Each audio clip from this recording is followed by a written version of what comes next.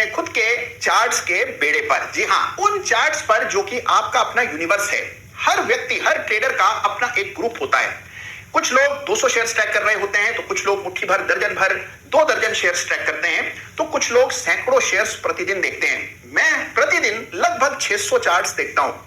आप अपने हिसाब से अपना यूनिवर्स डिफाइन कीजिए और उस यूनिवर्स के चार्ट्स को प्रतिदिन देखना है। अब देखिए, देख लेने के बाद आपको 5 तरह के चार्ट्स को शॉर्टलिस्ट करना है। मेरी बात को बड़े ध्यान से सुनिएगा, वर्षों का अनुभव आपको दे रहा हूं।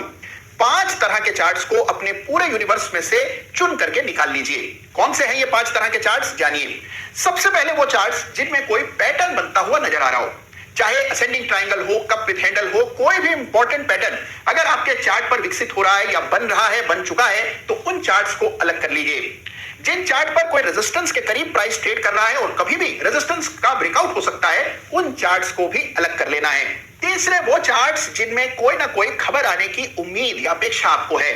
मान लीजिए नतीजे आने वाले हैं कल किसी शेयर के, जो कि आपके लिस्ट में है, यानी कि आपके यूनिवर्स का हिस्सा है वो शेयर, तो उसके चार्ट को अलग कर लीजिए। जरूर उसको ट्रैक कीजिए, पूरे चार्ट को डिटेल में देखिए, जिससे खबर आने के बाद आप उसको असेस कर पाएं कि खबर का क्या इंपैक्ट चार्ट पर रहा है। इन्हीं चार्ट्स में बड़े मूव्स देखने को मिलते हैं, तो वो चार्ट जिनमें कि कोई खबर आने वाली है, उन चार्ट को भी अपने लिस्ट में से अलग कर लें। इसके अलावा उन चार्ट्स को देखिए जिनमें किसी इंडिकेटर का बड़ा ही मजबूत और स्पेशल बाय या सेल का संकेत आ रहा है। मान लीजिए कोई डाइवर्जेंस चार्ट पर आपके सामने चमक रही है। अब इस तरह के चार्ट को अलग से देखना जरूरी है। तो इस बात को नोट कर लीजिए कि कौन से चार्ट पर मेजर इंडिकेटर आपको बाय या सेल के संकेत दे रहा है, और इस तरह से यह है चौथी चीज जो कि चार्ट देखते समय आपको नोट करनी है।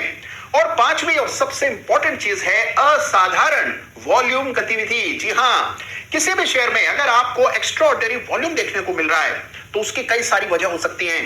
कई बार बड़े मूव से पहले ये वॉल्यूम आते हुए बड़े मूव की आहट का काम करता है, तो इस बड़े वॉल्यूम को क्लोजली मॉनिटर करना होगा। जिस भी शेयर में एक्स्ट्राऑर्डिनरी वॉल्यूम देखने को मिला है, उसको भी अलग से सेलेक्ट कर लीजिए।